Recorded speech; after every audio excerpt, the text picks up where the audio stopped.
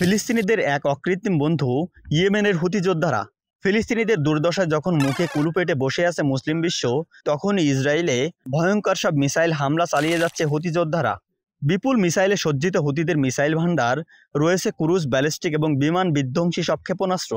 আর হুতিদের এসব অস্ত্র তৈরিতে প্রশিক্ষণ এবং অর্থ দিয়ে সহায়তা করে থাকে মধ্যপ্রাচ্যের পরাশক্তি ইরান। গাজায় ইসরায়েলি বাহিনীর নির্বিচার হামলার পর ইরানের পক্ষ থেকে হুতিদের অস্ত্র সরবরাহ বাড়ানো হয়েছে। গাজায় হামলা শিকার ফিলিস্তিনিদের প্রতি সংহতি জানিয়ে লোহিত সাগরে বাণিজ্যিক জাহাজগুলোতে হামলা চালিয়ে আসছে তারা।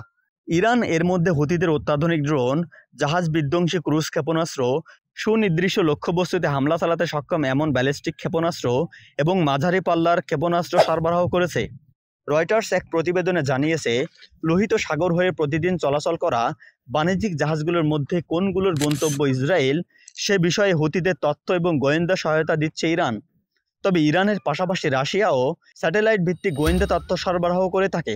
এইসব তথ্যের ভিত্তিতেই কোন কোন জাহাজে হামলা চালানো হবে তা নির্ধারণ করা হয়। মার্কিন প্রেসিডেন্টের পক্ষ থেকে দাবি করা হয়েছে, লোহিত সাগরে বাণিজ্যিক জাহাজগুলোর চলাচলের বিরুদ্ধে যে তৎপরতা চলছে তার পরিকল্পনায় ইরানের জোরালো সম্পৃক্ততা রয়েছে। তবে আমেরিকার এমন দাবি নাকচ করেছে ইরান।